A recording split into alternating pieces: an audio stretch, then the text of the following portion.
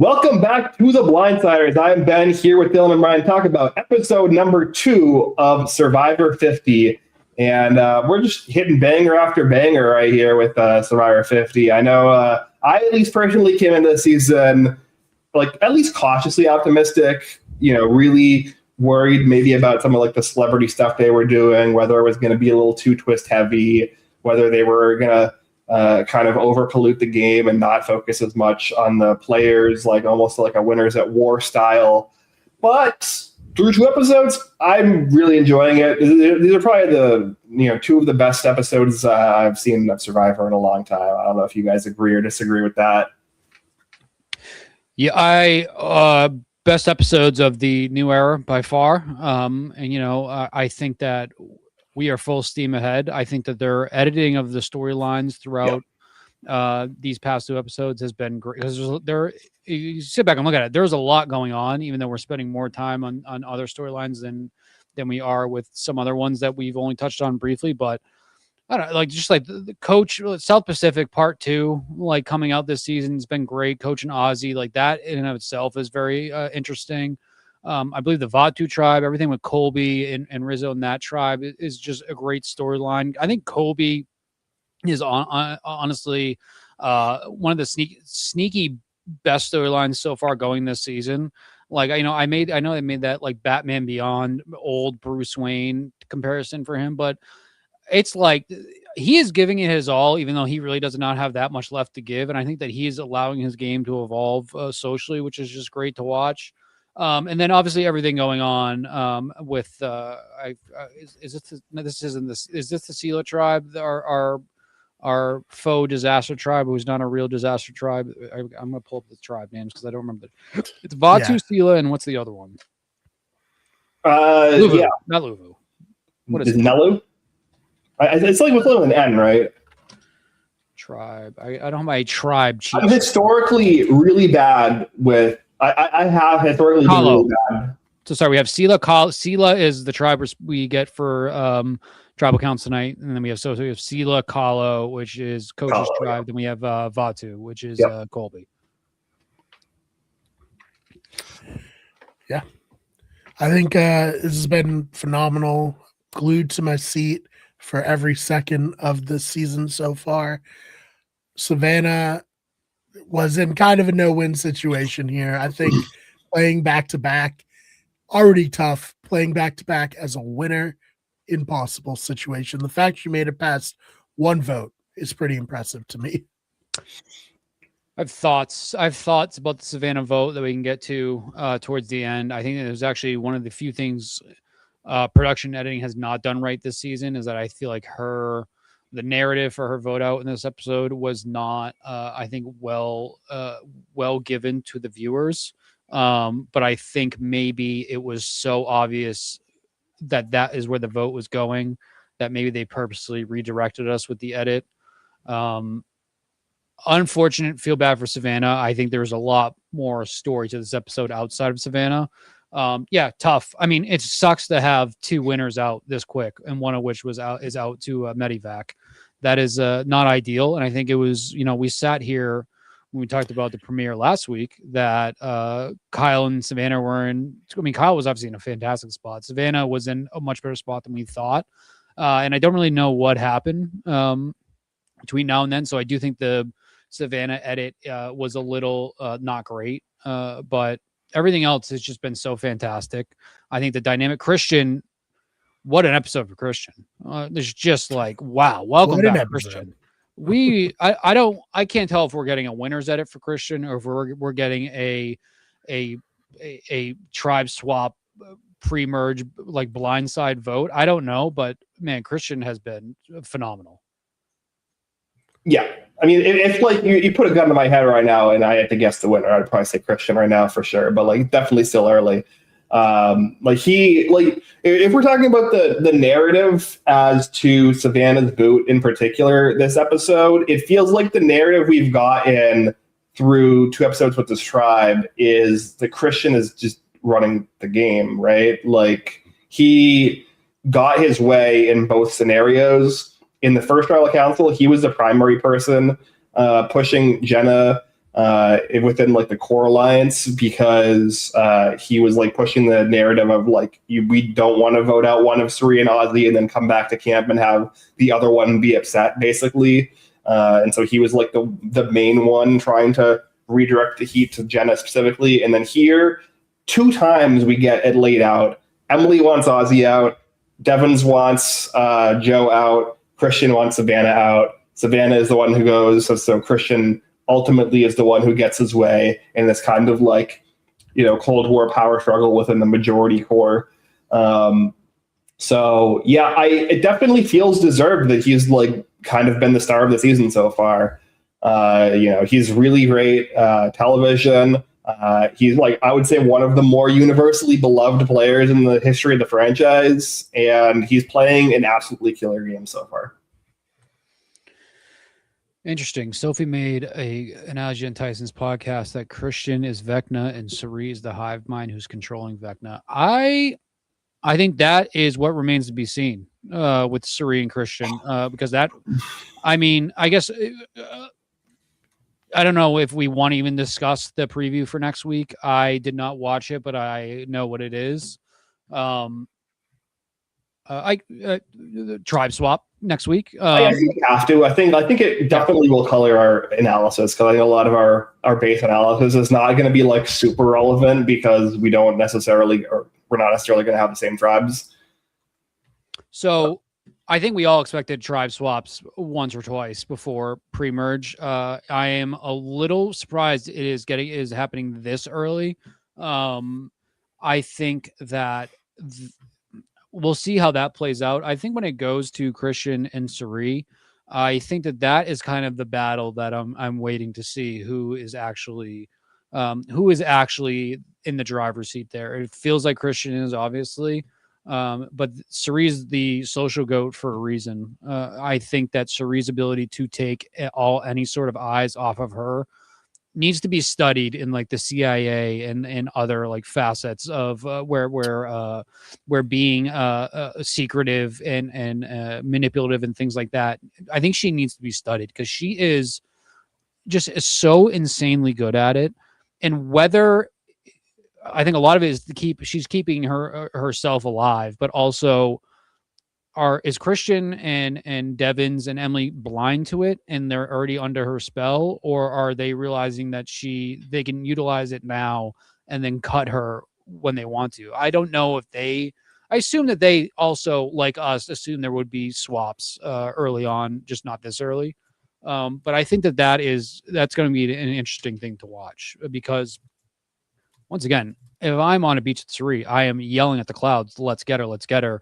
Maybe not in the fashion Jenna did, but I like, she's somebody that I felt like needed to go right away. And I can't believe her or Ozzy were not the two to go tonight. I thought that we really were building up for an Ozzy sort of blindside. And so I'm very surprised we did not get that. We got Savannah, but man, Suri is just, she's the best. She's the best for that reason. Yeah, she's got everyone eating out of the palm of her hands. It's so impressive. I mean, really, the only one who can stop Suri is JT, I guess. JT and Dumb Twists are the only two, and JT was rightfully very scared of Suri. I think as he should be, because she was running shit on the Heroes tribe, same way she's seemingly, doing a good job at running stuff here. So, I mean, I don't know. It's hard for me because I'm a huge fan of hers, but I don't want to just sit here and be like, she's the GOAT, No, I mean, obviously she's like one of the best social players, I think, in the history of the game. If not, like, I think there's a conversation as to whether she is the best. I think, like, especially watching her on Big Brother live feeds for, nearly 100 days really sold me specifically on her ability to socially manipulate people more so even than like the strategic element. I do think her strategic game, especially on BB25, was messy at many times, and she repeatedly would kind of waffle on decisions or like come up with like kind of really like off the wall strategy things that like definitely were not good ideas. and just kind of like play around with like that kind of chaos a little bit more than I expected from her, given the edited episodes of Suri that I had seen through Survivor and the Traitors. But yeah, I think that like her biggest superpower is just the ability to like sit down with anyone and get them to immediately like connect with her on a very deep level and develop like a trust with her and a want for them to keep her around in the game, even if it's not necessarily strategically in their best interest. However, as we talked about in like our preseason stuff and in the draft stuff that we did, on Survivor, historically, it's actually good to keep around Suri if you're aligned with her. The issue with like keeping around Suri is if you aren't kind of in her core people. But like, I think that Ozzy immediately cozying up to Suri as like a number one ally is like the best thing you can possibly do, right? Like if Ozzy and Suri make a deep run in the game, Ozzy is going to be the one winning the end game challenges. He can cut Suri at the final 5-4, 6-5-4, and then he can be the one sitting at the final tribal council, taking credit for everything they did as an alliance with her on the jury stumping in his favor, right? Like that's like that's the situation that both Parvati in Micronesia and Parvati in Australia versus the World was in. That's the situation that like Sarah Lucina was in Game Changers to a degree. And like even like Aubrey also in that end game was kind of in a similar spot where like she was able to kind of drag her game into that end game because of Suri. That's like the situation Aris was in her first season in Panama. Like that's like kind of what she has historically been, that person. Like even on BB25, right? Like that's kind of like what Matt Klotz was, and he kind of used her to that end deliberately. So I don't think that like there's really like a necessary like I personally, if I'm out there, if I'm like in the Devons or Christian spot, I'm not like falling over myself to vote out Suri in like 22nd place, right? Like there's very little harm, I would say, in keeping her at least through a swap into a merge. I really don't. I don't see her as like a huge danger to get into my way of winning the game unless I'm like a sworn enemy of her or I fall into the opposite alliance there. I get like the inclination of like I don't want her running the season, but like if you can like at least run the season in parallel with her up into a point and then cut her when you need to, then I don't see that being a bad idea. I think it's just I think the further you let her go, the scarier and scarier it gets, and it already starts pretty scary. I guess I think I agree with what you're saying. I think not only can you kind of use Suri as an ability to deflect from yourself if you are in an alliance with her, but you also have the ability to, if you're in an alliance with Suri, she is going to be loyal to you. If you're actually in an alliance with Suri, she will be loyal to you. So like Ozzy, for example, even though I don't think Ozzy was surprised to hear his name being thrown out there, but I think her going to Ozzy and telling him that and kind of reaffirming their connection, that's huge. And I think having an Ozzy Suri alliance navigate its way through this game, because you're going to have Coach in his honor alliance. That is kind of my hope. That is like what we're going to be getting towards the like the once we get to merge is kind of just that battle of Coach's honor and integrity kind of versus the schemers and the gamers. I think that is really fun. I hope that we all survive to get there. I get what you're saying though, Ben. I think you've talked me into a little bit. I still would feel the most comfortable just cutting her as soon as I could. Especially like getting rid of Jenna first instead of going after Suri, even though I think Jenna did it to herself. And apparently from some, when she was on Tyson's podcast, she laid it out that it was Christian who floated the idea of Suri out to her first by them talking, and Christian saying that he was going to sit next to the person that he wanted to vote out first. He went and sat next to Suri, And then that put it into Jenna's mind that they needed to move forward with the vote for Cirie and kind of drive that. If that's the case, Christian is playing a better game than even what we've seen in the edit so far. So that's interesting for me. Cirie is just very, very scary. I know like Daryl brought up, Daryl in the chat brought up everything that happened with Heroes versus Villains. And kind of getting Cirie out, and like look at that. Yeah, it took there. 2 at the time top 10 winners to get Cirie out. And Idol. And an Idol. And the best runner up at the time. Like a confluence of events to get Cirie out. But I think I'd be a lot more like Lisa from Australian Survivor with Cirie. Where it's like, I almost just want her to succeed more. She has an advantage now, which makes Cirie much more dangerous. I think Cirie would be a fantastic winner for this season, but she's doing exactly what I said was, I don't want Cirie winning to feel like a lifetime achievement award, but I feel like it could be like that because she would have to do the things that she's doing now, which is completely eliminating her threat level through her social game, which is her biggest threat level to begin with. It is just like, it's incredibly, it's thrilling to watch. And like how hard it was to watch Survivor Australia for people in the United States.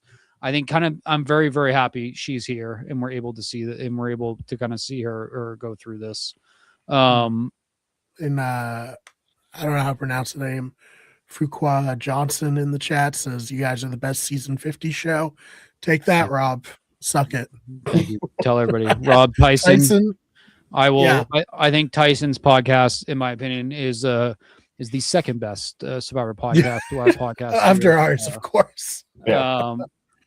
Awesome. Thanks, Fuqua. Daryl, very glad to have you back. Tell your family, friends, everybody come join us. Hey, last Spotify episode, most downloaded episode we've ever done. So hopefully we're in the right track. I think that's a testament to this season. I think people are buying in. People are loving this season. I think it's very, very good. Yeah. I think that like for me to close the Cirie talk is like if Cirie was running the tribe, I feel like we would be being shown it a little bit more. Yeah. It is also kind of my feeling as well. Like we saw a little bit this episode with the Savannah situation where she kind of goes to each individual member of the trio and it's like, hey, I know like, Ozzy is scary and Joe or whatever, but Savannah, right? She's a past winner, right? Like, and I do think a lot of the consensus around Savannah just comes down to the idea that Christian had kind of put out there of like, I want to come back to camp with happy people or people who are like content that they got what they wanted in the vote. And I think with a potential multiple swaps, needing to retain numbers through those swaps, for instance, that's not a bad strategy, right? Because like if you come back to camp and 1 to 2 people are upset with how the vote turned out, that's 1 to 2 people who are much less likely to work with you if you end up on a new tribe with them in the swap. So I don't hate the strategy. I don't hate the logic that they're using seemingly to vote people out so far. I don't know if we want to touch on Kahlo and Vatu real quick before we go back. Oh yeah, we can do that. Yeah. Sela, just because I think that I think a majority of the juice from this episode is going to come from Sela. To answer Fuqua's question in the chat of, we're 2 episodes down, we still have 21 Survivor players remaining. Why are they dragging their feet? I think that they wanted us to have as much time as possible with a lot of these players. And I think that we are going to start I think we're going to have double eliminations from here until merge. Honestly, I think that's probably most likely going to happen, which I don't mind. I don't mind getting as much time as possible with all these people. I also think there's a non-zero chance that this was intended to be an elimination or a double elimination would have been if Kyle had not been medevaced. I think it was only a reward challenge because Kyle got medevaced and there was no journey because they already did the journey planned for this time in the last episode. But I think from here on out, because I really don't want them to do like some dumb shit where people get out because of a challenge. That would be horrible. So yeah, let's get these double boots going. We can catch up to like the normal cadence pretty quickly if we do that for like 5 rounds. Well, let's see. Like, there's 21 left. They've been merging traditionally around 11 to 13, right? So like that's like 4 to 5 rounds of double eliminations, and then we're at episode 7. Which is like not far off from when they would usually do a merge anyways, and then they can have a relatively similar. Yeah, they can do it. They can get it back. So did it seem like they were splitting into the 3 tribes again? Yes, I think it's 3 tribes to 7. So I can almost guarantee we're gonna get at least 2 people out next episode is my assumption. Yeah, hey, maybe there will be a Mr. Beast style thing when he shows up and be like, I'm going to bribe people to self-eliminate, just like he does on his show. Hey, the mole, I think, was the first to do that. So smart. Somebody I think would be that on Mr. Beast's show. I do hate it when people just lose challenges and get out. That's lame. But somebody who I think that's would also be that show. Prime candidate to self-eliminate is Aubrey. Aubrey looks miserable. She looks like she does not want to be there. She looks like she is. I know Aubrey typically does not have the best starts to her games. She looks miserable. She looks like she's struggling. She doesn't want to be there. I was very much starting to question why Aubrey is here. I'm kind of trying to question why Aubrey's here. I know that she was the backup to Amanda Kimmel, right? Listen, I think Aubrey is questioning why she's there in this episode, so you're not alone. Her getting the lifeline from Christian is once again, Christian is playing this game at 100% right now. I think that tribe, that alliance of Colby, Q, Stephanie, and I guess and Jen could not have been more unfortunate with the luck they've been given so far in this game, because Aubrey seemed like the prime candidate from that tribe to go home.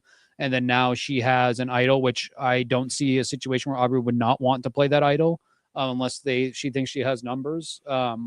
Kind of wild, because it seemed like I thought Aubrey was getting ready to kind of just quit, which I feel like if you quit Steven 50, she wouldn't quit. No, I don't think she's going to quit. I think you're dead to the Survivor gods forever. Yeah. They might be accidentally like getting saved by this one. Yeah. Ben, remind me, Aubrey had an idol on Edge of Extinction, right? Yes. Sorry, that's something else we're going to bring up too. We're now 2 for 2 in the Billie Eilish Boomerang idol being given to a player who had previously been voted out with an idol in their pocket, which I mean makes sense, right? Like, I'm expecting the third one to go to Q or Tiffany at this point, like, I mean, it makes sense. I mean, I think Christian was less of the Genevieve trying to like get it back. I think he was like, I'm going to use this as a bridge, but definitely there is the upside of like, but Aubrey did get voted off with an idol last time. So maybe. Yeah. It's tough too, right? I guess Aubrey has kids now, right? And then like she didn't have kids when she previously played. I imagine that's difficult and tough. And I think when let's look who she's on a tribe on. She's on a tribe with people she's never played with before. She is seemingly, I assume she knows she's on the bottom, even though being on the bottom of that tribe is not necessarily the worst thing right now. And also she seems to be a little like paranoid, at least in the edit she's getting, that she like is kind of making up these, like first it was Genevieve, then it was Angelina. Like it's kind of like she seems to be like wanting to go after other people on her tribe and like making these rivalries right away. So I don't know if that is going to be her storyline moving down this path, is that she is just going to keep wanting to go after people instead of trying to work with them. I don't know. I'm a little confused of what Aubrey's story is going to be in this season, but her getting that idol is obviously a good Kickstarter for her. Because like I said, I thought that I was starting to question why she was there. Yeah, I mean, like we talk about this in some of our preseason coverage. Aubrey is tied with Boston Rob for the fastest player to return for a fourth time. Like it's like a remarkably short window of time to have played Survivor as much as she had. And you could definitely tell, especially after Edge of Extinction, how playing 3 seasons of Survivor in like such a small cadence like had affected her mentally, to the point where like it seemed like she was done with the show for good. And like it seemed like it took years for her to get kind of to in a position where she was comfortable coming back for a fourth time here, which at this point is like 7 years later now from her third time. But like even still, like it definitely feels like there's a lot of unresolved, like kind of mental, emotional, psychological baggage that she still has from her previous times that like she hadn't fully worked through. But maybe she felt like she had because it had been long enough, but it definitely like had not. So yeah, I this is not surprising. I kind of expected that this might be what we were going to get from Aubrey, which is why like she was in, you know, towards like the very bottom of people that I was like excited to see on the season. Because I don't like particularly know what we're really going to get from her at this point. Maybe this idol that she gets here from Christian, and maybe a swap onto a tribe where she has, I don't know if the tribe, the new tribe have been, you know, figured out. I know a lot of people do like the sleuthing with the commercials and the previews and stuff to figure out what the tribes after the tribe stuff. I have not looked at any of that, so I don't know. But like if she ends up on a tribe with like a Suri or a Devons who she has history with, like maybe that's like a good way for her to potentially get her head back into the game alongside this idol. Or if she maybe ends up on a tribe with Christian and Christian's able to be like, hey, I gave you that idol, I want to work with you. Like get something going here, because like right now, yeah, it's like looking really bad. Other than the people like a Tiffany or, you know, that's pretty much just Tiffany at this point, who have been like completely purpled. Like Aubrey is like looking like one of the worst potential players right now in terms of their longevity for the season. I would put Angelina in the purple. Yeah, Angelina as well. Yeah, maybe even Stephanie too. I know Stephanie had a very good. Her and Colby. That was pretty sick to watch. Colby and Steph kind of coming back in that challenge. I think that was really fun. Yeah. Challenge was interesting too. You know, I think on the face of it, I think people I was talking to thought it looked stupid. Big giant snake seemed dumb. I thought that was a great challenge from beginning to end. I thought that was awesome. Yeah, I don't mind a giant snake. You know, they've had it in the water before. That's isolate fun. that quote. Yeah, just Ryan does not mind a giant snake.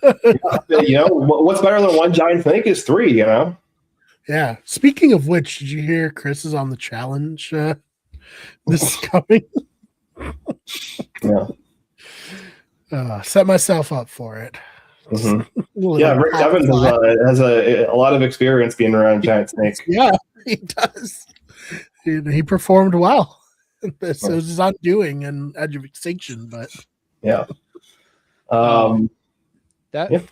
That purple, because I'm looking at the confessionals from this episode. Angelina, Christy, Camilla, Stephanie, Tiffany, all 0 confessionals, and I think somebody on the Reddit brought up a good point that a 0 confessional episode for Camilla when she learned that Kyle was medevaced, even though she had her moment when they learned that for the reward challenge. Pretty surprising. Not great. I feel like Angelina for me is probably the most surprising that. And I know we haven't really had a whole lot of reason to spend a whole lot of time with this tribe for the most part, especially in this episode for Vatu. I'm surprised. I thought Angelina would be maybe one of the front runners for confessionals heading into the season. I'm a little surprised there. I will say Angelina, like people forget, she was actually very quiet in the first few episodes of David vs. Goliath as well. It wasn't until like episode 3 or 4 that she really started to come out of her shell. So, you know, maybe that's also going to be the case here. Maybe this swap also will give her a new light, and maybe she'll end up in a better strategic spot, and we'll be able to hear some more from her. But yeah. In the new era, even though their editing has gotten much better, it is not insane to have people who go very, very deep in these games to not have great starting edits recently. So I like Genevieve historically as well. Another person who was very, very quiet first couple episodes in 47.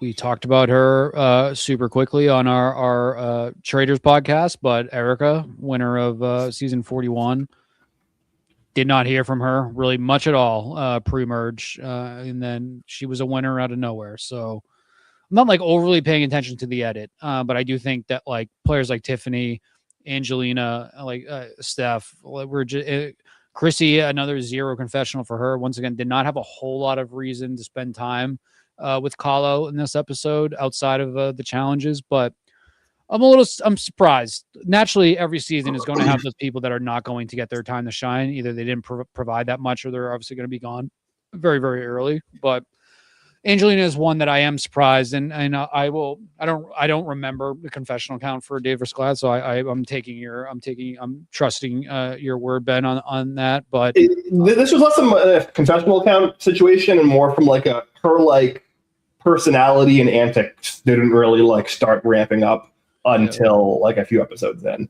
Like she was definitely present from a game perspective, yeah. But and like obviously like the Jack and Eggs episode is like the moment where like she kind of iconic, came into her own for sure. But before that, like she was like relatively like normal and also kind of like not super forward in the edit.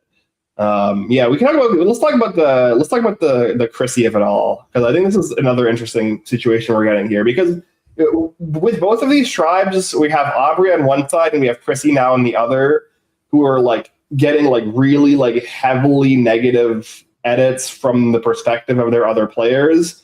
But like, it's going to be really interesting to see whether these perceptions of them carry over into the new tribes, because like, why else are we really like kind of harping on this if it's not going to matter because they're going to swap anyways? That's what I'm trying to like decipher, really. Like I said, I didn't want to read too much into the edits, but that's what I'm trying to figure out, because like let me go back to my edit count real quick. Christian has been the star of probably, if you have a culmination, Christian is one of the top two stars. I think you put Christian, Coach Ozzy, probably up there as the three. I think that Christian, obviously to this point, especially in this episode, this was Christian's episode. We have Christian with 10 confessionals, Rick with 6, Sari and Joe both with 5, Aubrey with 4, Genevieve, Jonathan with 3, Coach, Emily, Ozzy, Rizzo, Savannah with 2, which I feel like in the middle ground with the little amount of time we spent with them, I think that makes sense. And we have Charlie, Colby, D, Mike with 1 each, and then Angelina, Chrissy, Camilla, Stephanie, Tiffany with 0. Because I assumed immediately that Chrissy would fall into the Coach Alliance and kind of be protected by that. Once again, swap or no swap aside, I feel like we have not really gotten that narrative there. I don't know. I really don't know. Yeah, she's not gotten a good edit to this point. I think coming into, obviously, a lot of people, Survivor fans, very happy to see her back. I was one of them. I think that her turn in what happened to her with Ben and the twist of fire making being reintroduced into the game, all that sucks. Apparently, people on her cast and in her tribe did not like her very much as a person. They thought that she was like very cold and like not very caring, I guess was like kind of like my takeaway from it. So I don't know, maybe we're getting more of the same. Maybe that's what it is, and she is going to be phased out very quickly and swapped next week. That's kind of what it makes me feel like. It makes me feel like that these people that we have not seen at all to this point are going to be the ones that we have as an early boot once we start getting into these double eliminations, which unfortunately at this point it's all women. Which, going into Survivor, it's the challenge recently. I feel like it hasn't been that bad, but having women go very, very early and not get great edits has been like a long-standing, well-known issue for Survivor, on top of like people of color going out immediately very early on. So it's not great for the edit gods, but then again, if they are the ones that go early and they don't have a lot to provide, it is what it is. And I say they ones, I don't mean like all women, but like these specific women that we're talking about that are getting 0 confessionals in this season. That could be the story behind it. And if that is the case, like Tiffany, Camilla, that it sucks, because I think we all came in wanting their game to like D really evolve much more. Yeah. Like I think it's very realistic. We're going to be sitting here next week, all with D out, and all 3 winners are going to be out this early, which I think we all predicted, but I think having it actually happen for the most part is pretty surprising. Yeah, the ghost of Jenna Lewis. You can kill the player, but not the idea. Mm-hmm. Yeah, I mean, I think that of the 3 of that like kind of trio that we saw from episode 1, the Tiffany, Camilla, D, like D has been the one that has, I would say, gotten the best showing. Like she is one of the people here. Like her and Charlie are the 2 main people that we see in this episode complaining about Chrissy and like talking negatively towards her being kind of like like a controlling, like helicopter mom style figure within the tribe, like kind of nagging people. So I think that there might be more for us to see from D there potentially.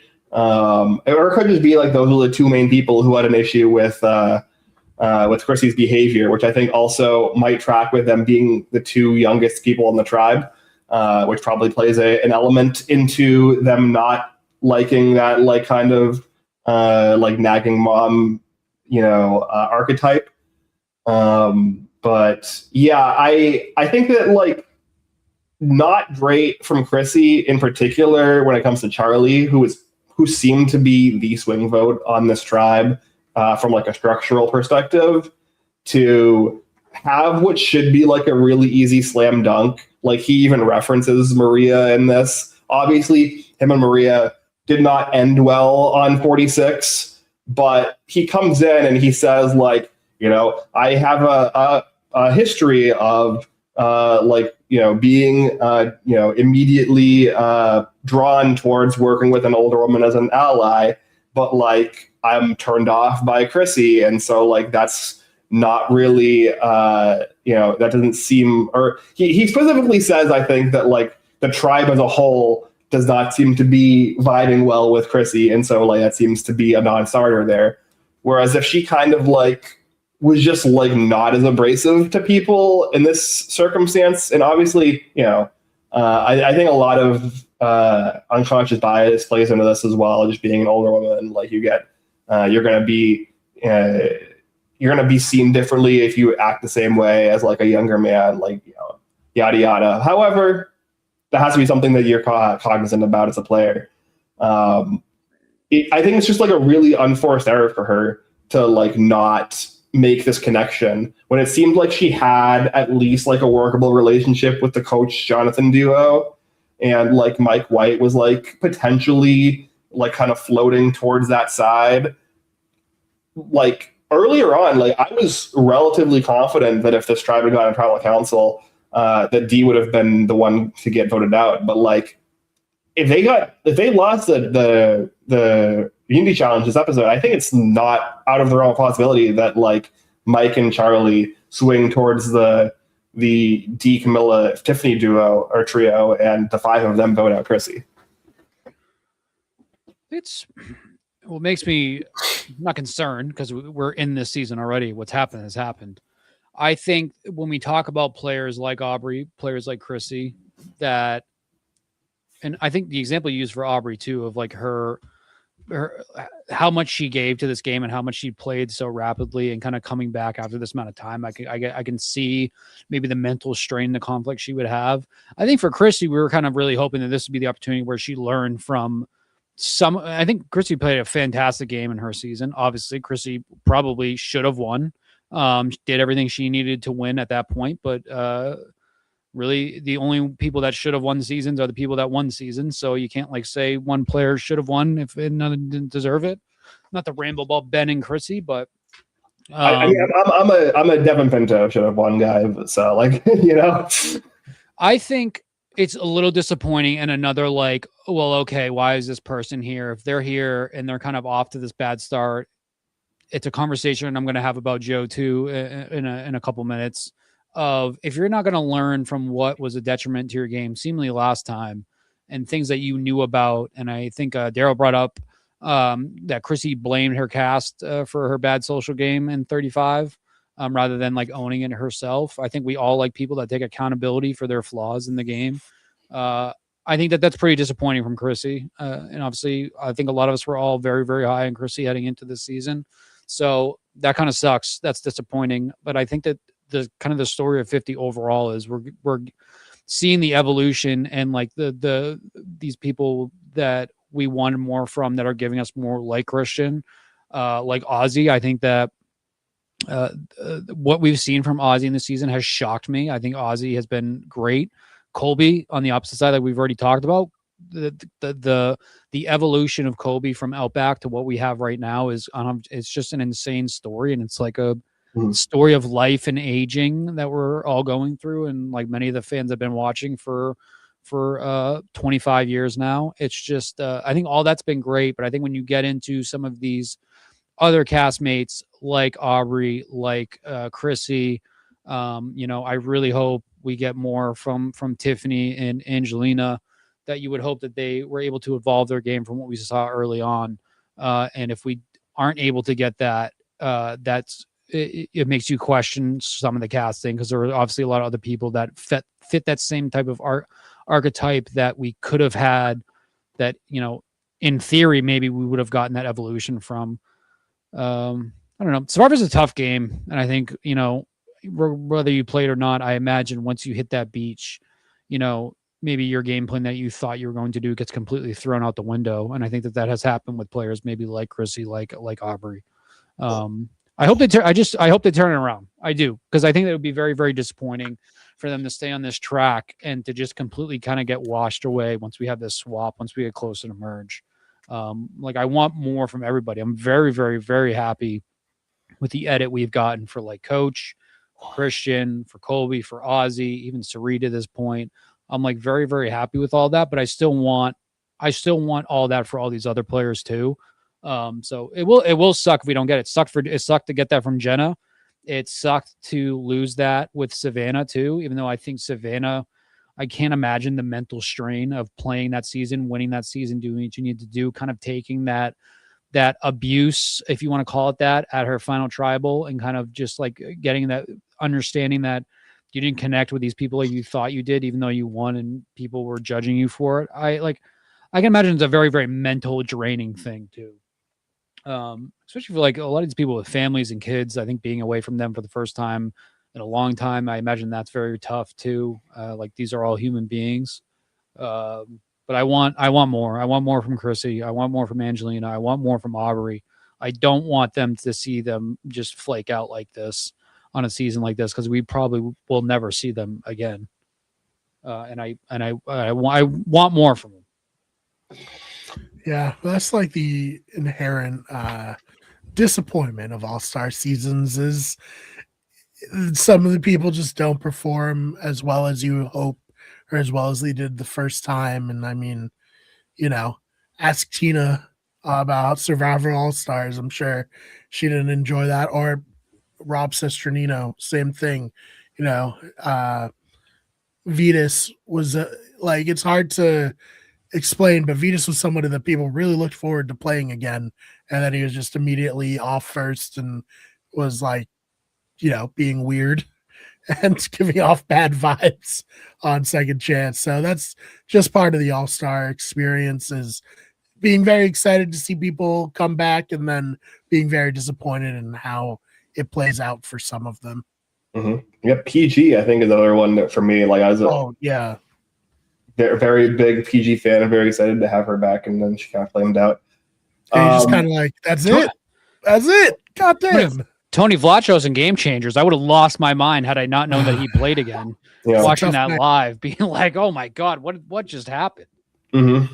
Yep. No, I mean, going back to Christy briefly, I think that a part of why maybe she hasn't seemed to adjust might be the narrative of she was robbed, she should have won, Ben didn't deserve it. I think that that narrative existing within the larger fan base probably played a bit into why she might come into this season not like making a conscious effort to like kind of fix some of the holes in her game, because like maybe she doesn't, she hasn't like as strongly like examined those holes, because there's like this kind of cloud over her loss in that season of like, oh, if like Ben hadn't found 3 idols in suspicious ways and then got saved by this random twist getting introduced at the last minute, like, would I have won? Did I actually do anything wrong? Like, did I just get unlucky and get screwed by unfortunate circumstance and twists? Like, do I really have to adjust my game that much coming in? And I think maybe somebody like a Charlie is probably like in a similar spot where he's like, what could I do better? Like, I feel like I played really well, and like I just kind of like got screwed in certain ways in the end. There's like I think that kind of also plays into the idea, and I think that's also probably part of why Aubrey has had like lackluster follow-up experiences as well, because I think that regardless of your opinion of Korong, one way or the other, like a large segment of the fan base very much was like on the Aubrey played so well, she was robbed train. And like, if you're Aubrey and you're coming back and playing a second and a third time and now a fourth time much later, but a second and a third time very soon after that, where that narrative is still in the air, like it's going to be hard for you to actually take an objective view of your game and be like, but what do I actually have to fix? And what do I actually have to do better? When that like kind of narrative is kind of in the ether. So yeah, nothing worse than being the should have won person on the season of Survivor, because you didn't get the million and you got all the downside of winning a season. I don't think anybody got it worse than Charlie, to be honest with you. 1 vote away from winning, and the 1 vote was your season-long ally voting against you, and then you have to witness it in real time in a live reunion and sit through that. I am happy for sure.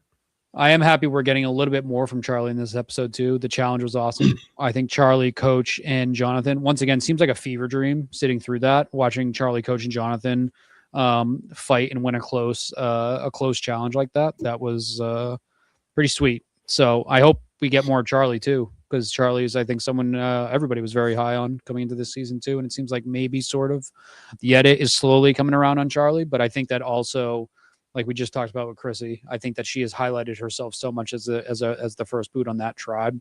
It's tough to like gauge where everybody else's like actual position is. It is not tough for me to gauge where Coach Dragon Slayer Ben Wade's position is though, because we got him. I'm going to say, I assume the edit, when Coach brought up him and Ozzy stuff after the Kyle announcement, I am assuming quite some time had passed from when they announced Kyle and when the Coach and Ozzy thing happened. I know that they have brought up that sometimes they stand around for hours while they're waiting to do the challenge.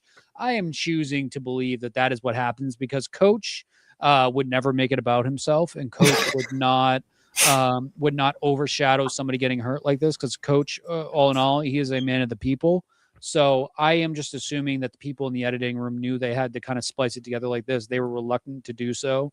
But Coach coming after Ozzy here, kind of, we've officially re-sparked that rivalry from South Pacific. If it wasn't already re-sparked last week when Coach took the key honorably. Very excited about this. It's a storyline I feel like is going to pay off further down the road here. It has to. The Coach train is full steam ahead. We're chucking coal into the little engine. We're not stopping. I am praying to the Survivor gods that Coach gets a favorable tribe swap next week. I have not been spoilered to whatever the tribe layouts were. I've like gone through the Zapruder film of the preview for next week to figure out who's on what. The Coach and Ozzy storyline has more to give us, I feel like, based on the edit we've seen. And I think that this was an awesome moment. It was retro Coach, people sitting on there cracking up. Like, just, I think that a lot of them are just soaking it all in too. especially based on a lot of their pregame interviews of how excited they were to see coach and be there with coach. It was awesome. It was awesome. And we haven't gotten too much time with them because of just how bad this other tribe has been. But we're going to be getting more of it soon. And if Coach and Ozzy are on the same tribe, it's swap. It's just, oh man, that would be something else. I got my South Pacific buff on in honor of their beef. And as a longtime Survivor South Pacific is a good season truther, I'm just so happy that it's become such a big part of Survivor Caramoan, Winners at War, and now Survivor 50. Love that for me. Yeah, I mean, a lot of people who a lot of newer fans or fans who haven't watched every season, when a big returning player season comes up like this, they'll be like, which seasons are the ones I have to watch to get all the context I need? If you had given me 5 chances to guess what the most important season was going to be coming into this, I don't think I would have hit South Pacific, because it has turned out to be the required previous viewing in order to understand what's going on in the season. And yeah, I did not expect it. Maybe I should have, because Coach, especially in a lot of his preseason stuff, did talk very heavily about the end of South Pacific, messing with his head, and the Aussie poisoning the jury against him, and him having to come to terms with his level of responsibility and making the jury not want to vote for him. Ozzy and the jury kind of he talks about it. He says it both in his preseason stuff and then also in episode 1, where he's that's your chance to get your pound of flesh. We're not right. You have you're completely, within your right to do that. I was in the wrong in that situation. And definitely Coach was in the wrong at the end of South Pacific. He, just to reset, because I think we talked about this in after episode 1 as well. Well, to reset what actually happened in the end game of South Pacific, how Coach makes a completely unnecessary deal and alliance with Ozzy in that end game to promise to go to the end with him, because he just assumes that Ozzy is going to win the rest of the challenges. And then Sophie beats Ozzy in the final immunity challenge, and they can vote him out. And one of the more low key funny moments in that kind of era of Survivor, where Ozzy is giving a confessional about how he doesn't know whether his chances are going to be he thinks he might have a chance that Coach at least puts him into fire. And then you can hear Coach, Sophie, and Albert in the background of the confessional celebrating that they're going to the final 3 together. And you can just see Ozzy's face in real time drop as he realizes he's going home. Yeah, like you said, Ben, completely unnecessary. And one of the underrated funny parts of that is Ozzy comes back into the game at Final 5, at, I guess, the second version of Final 5 after Brandon Hance gets himself Eric out of there. But he goes to Coach and he's like, I'm so glad we have this deal. And Coach is like, yeah, I have the idol. He's like, oh, you'll play it on me if I don't win immunity, right? And Coach is like, well, if I feel like you need it. He's already trying to back out of the deal, immediately. I love it. He's a man of honor. He never commits. He is not a liar. Nope. He doesn't commit. He even when we've talked about at the challenge with the key, he never agreed to let whoever gets it, whoever knocks it, get it. No, I think that's fair. Honestly, Coach has a point there. He didn't. Jokes aside, yeah. No, yeah. It's Survivor. Get out of here, Ozzy. Take your slip disc somewhere else. It is what it is. I think as we talk about the evolution of other players and them learning from their past and trying to adjust their game, I think when you get to Coach, I think the greatest thing that has ever happened to us is that Coach has 100% stayed Coach. I think that it is providing us the top tier element. Once again, fever dream. I think seeing Coach on my TV live, I was talking about it with my brother yesterday. I'm not sure that I'm not dead. And this is just what is my purgatory of what is playing. I have now been brought back to the island, in Lost. This is where I am going to live out the rest of my eternities with my friends. watching Coach. He is top tier television. He really is. And I agree with Daryl too. I don't think both, because like I said, I think that took some place when he talked about what happened with Ozzy. I think that took time a little bit after Kyle. I don't think it was in the same breath, but at the same time, I don't think it was detrimental to his game, because I was a little nervous at first. I'm like, Coach, don't do this now. But it seemed like everybody was laughing and enjoying it outside of Ozzy. Coach is one of one, and he truly is one of one. He is. I love him so much. I'm so happy that he was my number one pick. I really am. I think you were a fool, Ben. You're a fool to take Genevieve first over Coach. It was a mental mistake by you, honestly. Well, I would have felt bad taking him from you. You know. I appreciate that too. So you are a man of honor and integrity. So yeah, I had to follow Coach's ethos, right? So Yeah. But yeah, I mean, like I think with Coach in his like repeated talking out of both sides of his mouth and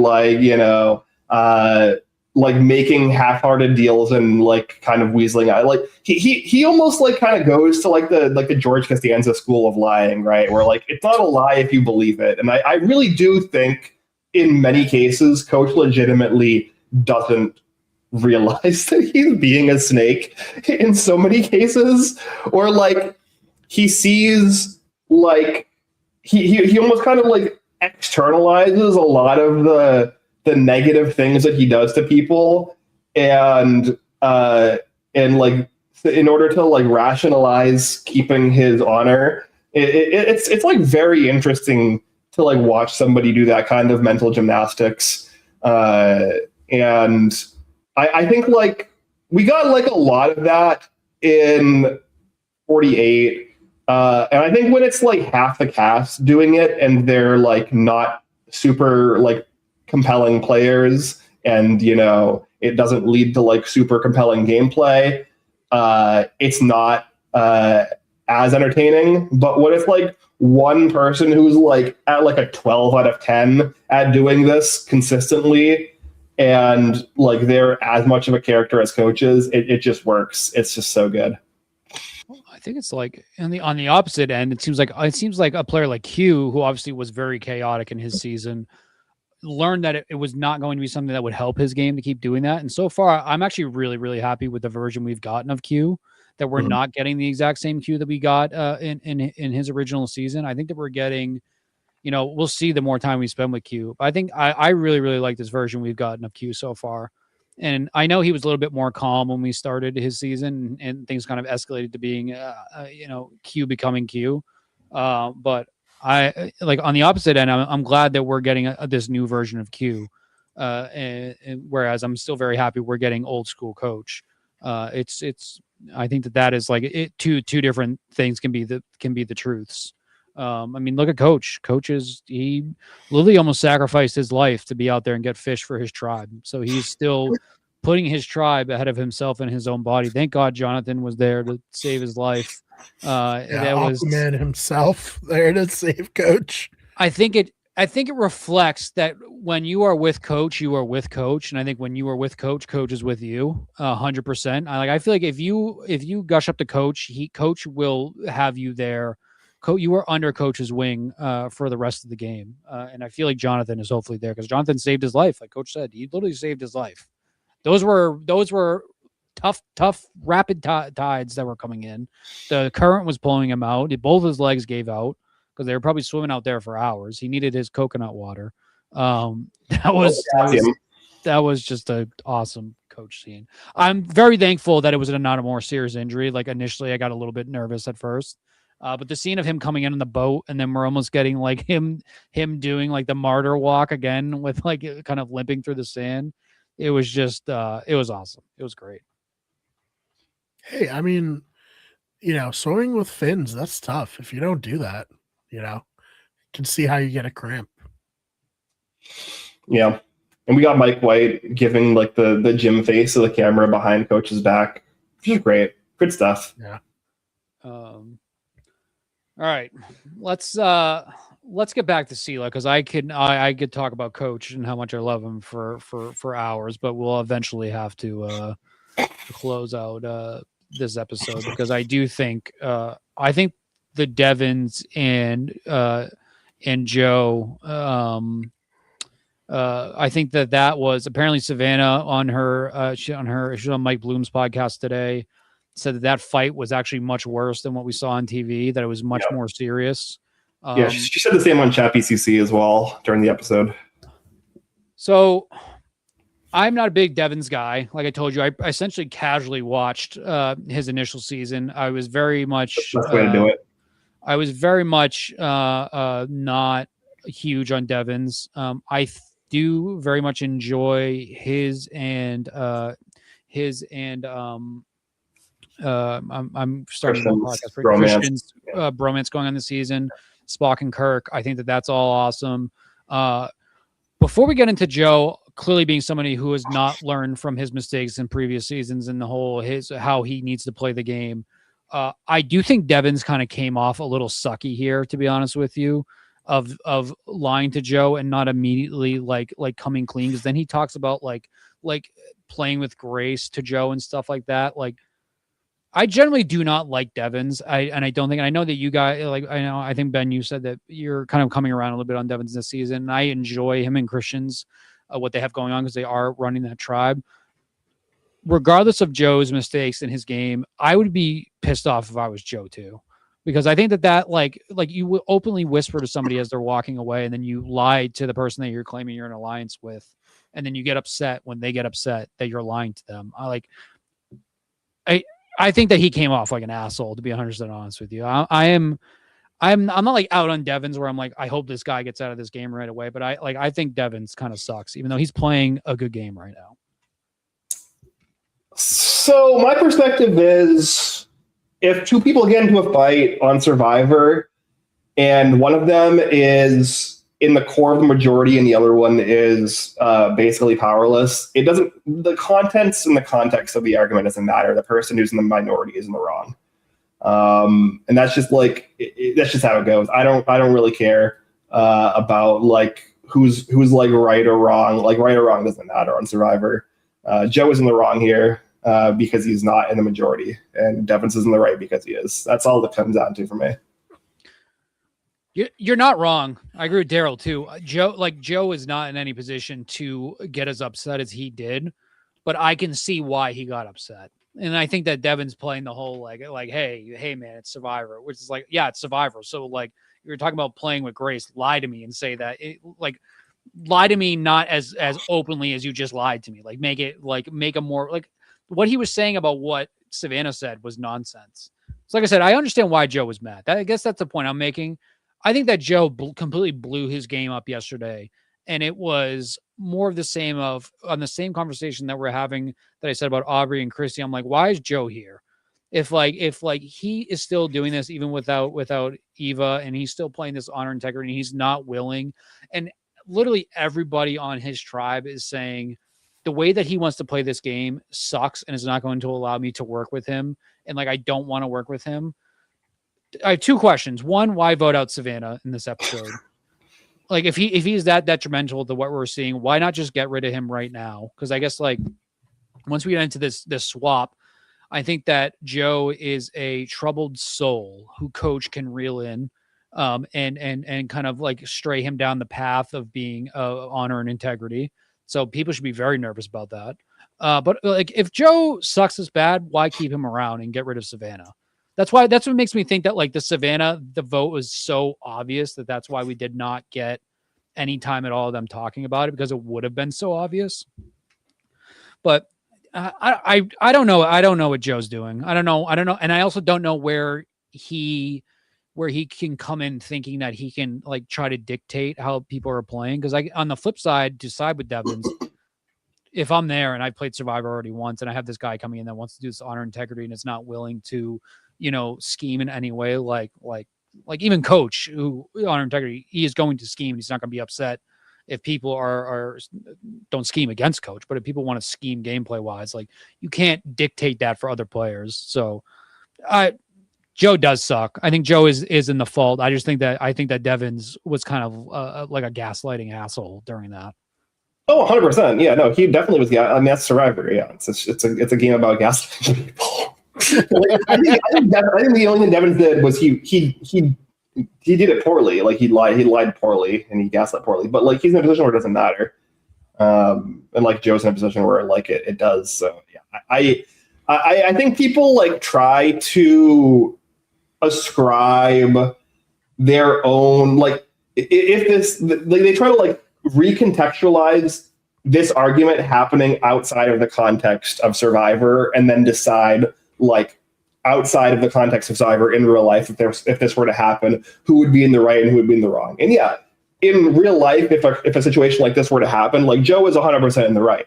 But like in Survivor, the whole premise is, especially like within a tribal situation, the tribe gets to set the rules of the game. They get to set the like framework of allowance. They get to set the hierarchy of power that decides who is given more grace or less grace. So within that context, Joe is 1,000% in the wrong.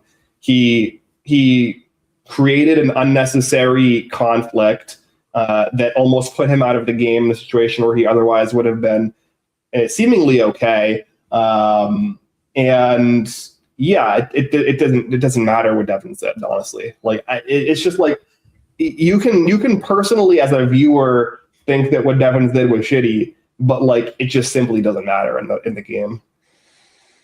You're right, and I think that's the best way to put it too. Because like I still think overall, I think Devins has surprised me. By I think Christian. I think you want to talk about like Vecna and Hive Mind. I think that Christian is clearly in the driver's seat there, but Devins is a very, very good co-captain to them. I think we need a little bit more of Emily because I thought Emily was going to play a little bit more of a role, but I guess she really hasn't had to this point. She did go to Suri in this episode and kind of initiate that talk. So Emily is another player I want more of, but I think Emily is in a very, very good spot with that alliance. It all goes out the window when we have a tri swap next week, obviously, but very impressed. The scene of Christian and Joe with the hammock and Christian, like the shot of Christian through the hammock and then the transition to Christian rocking the hammock was my favorite scene of the entire episode outside of Coach going at Ozzy. Awesome. It was so funny. So good. That's even though I don't particularly like Devins for the most part, I think when you see how much fun him and Christian are having, and it's only going to fuel to more fun for the viewers for the game itself, like hiding the fake idol at Tribal, Christian doing the fake fall, like all that stuff. That is stuff that we really do not get any of at all anymore with Survivor. Like we don't get that ever. So I think all that was great. Very, very funny. Once again, Christian is the star of this season to this point. He is seemingly getting a winner's edit, but at the same time, I'm very nervous that can mean he's going to get a nasty blindside pre-merge. But I'm like, it's fun to watch, and I think watching them have fun and enjoy it makes it funner for the viewers, regardless of how you feel about Devins or Christian. And I think that's cool. Yeah. And I will say, I was not a Devins fan in Edge of Extinction. Famously not a Devins fan from Edge of Extinction. I am enjoying him through 2 episodes so far, 50. I think a big thing as to why I am enjoying him is because he's in the... like. It's almost kind of like counterintuitive, because with most players, they're usually more likable when they're the underdog and less likable when they're in power. But for me, with Devins, it's the opposite, where I didn't like him when he was the underdog, but I am liking him now when he's in power. And I think part of that is because no matter what position he's in, he like acts like he's in power. And so in 38, he basically the entire post-merge after he comes back from the Edge, he is being sold to us by the show in particular as like some kind of mastermind player who's like, despite not being in any power or control at all, is like some key figure into what's going on. Obviously, the reason for that is he makes it to 4th place, and he is like the biggest threat to win towards Chris's endgame. And ultimately, 90% of that season doesn't fundamentally matter, because the only episodes that matter were like the last 2 episodes. So like all that mattered in those previous 10 episodes were setting Devins up as a threat.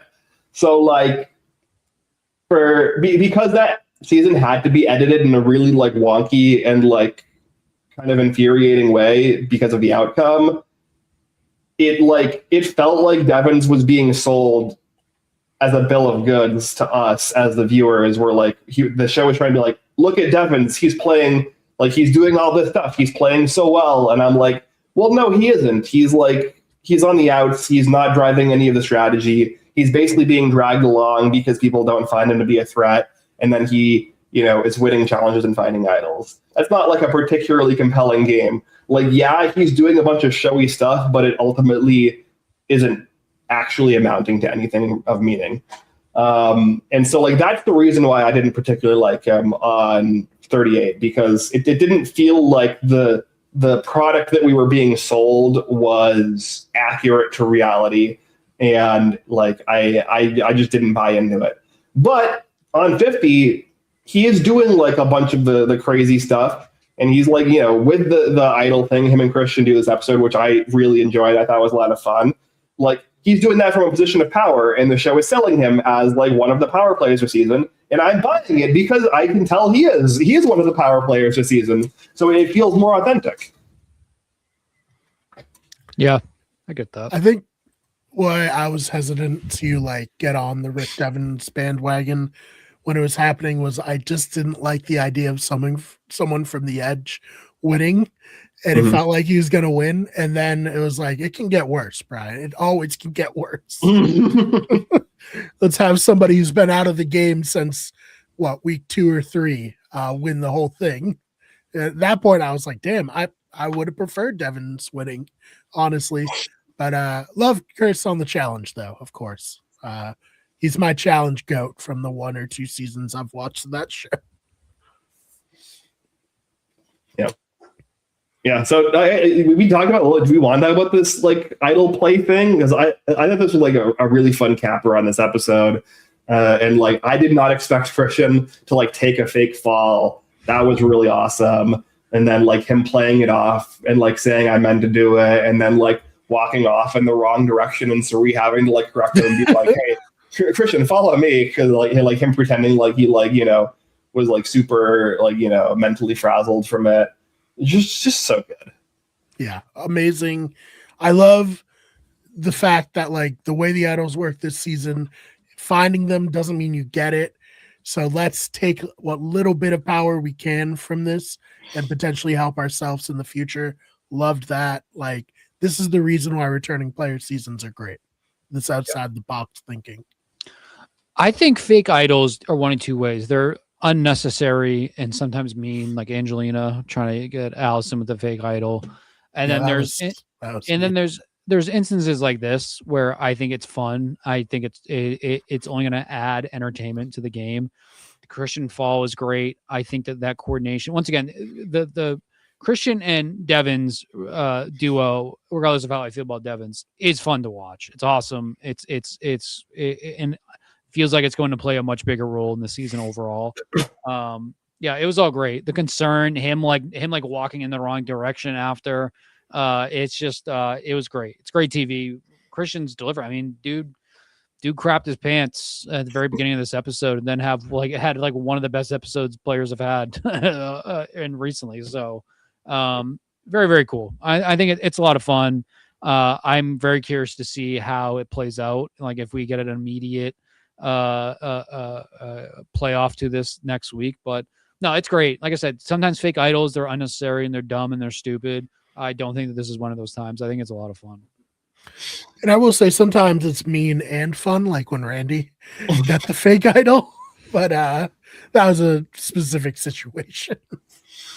Yeah, no, 100%. I mean, I think that like the best way to use a fake idol is as a bluff that you have it, right? Like the like idea of like planting a fake idol so somebody else finds it and they think they have one. Like, it can be entertaining TV, but like it usually does not have major strategic implications. Like, very few people like significantly change their gameplay because they think they have an idol, but it's actually fake. Which is a lot of what like the end game of Rick Devins's, first season's, what I referred to as like a lot of his pointless antics was. So I appreciate, I think this is a much better a use of like the fake idol and the wrapping as like a bluff, right? Basically like a Hail Mary, trap card that they can use down the line. If one of them is in danger, they can just go and be like, oh, I had a clue. I found this idol. You can't vote me out. I'm going to play this. And then, chaos ensues and there's a life travel or whatever. Finally get the payoff of Adam Klein trying to play the podium, potentially. Yeah, well, I don't have much else to say. Daryl, I don't think they're going to wait 10 seasons. I think it's going to be like Game Changers was the second chance. I'd be surprised if 53 or 54 aren't a returning players season. Yeah, I would say 54 is probably what I would look for right now. Yeah. No, I think we covered it all. Once again, great season Survivor. Only 2 episodes in. I think that like the Survivor community as a whole is very into this season. I have booked my VIP tickets for my watch party, which I think is either episode 7 or 8. Nice. So we'll be roughly around merge time. It is a great time to be a reality TV fan. It's a great time to be a Survivor fan. I think that we are incredibly lucky with what we've gotten so far. Outside of like some of the couple bad things we talked about, I think that this has been a phenomenal season of Survivor, and I think it's only going to get better. So I'm very, very, very excited to talk about it. Daryl, I am a big fan that you are our number 1 fan at the moment. So Daryl, please come back next week. Love talking Survivor with you. And I think much like Devins and Christian, I am having a lot of fun doing this with my friends. And it's just like, it's so nice to be able to talk about a good season of Survivor, a returning player season of Survivor. It is unlike anything that I've experienced either as a Survivor fan since I've came into my watching a little late to the party, and also since we've done this podcast. So it's just been it's been awesome. So please just keep sticking around. Absolutely. Yep. All right. Well, we'll see you all in the next one. Hold on. Before we go, I do have one thing I do have to say that I did not say last week because I was crunched for time. Shout out Brian Wong. Shout out Brian. Man.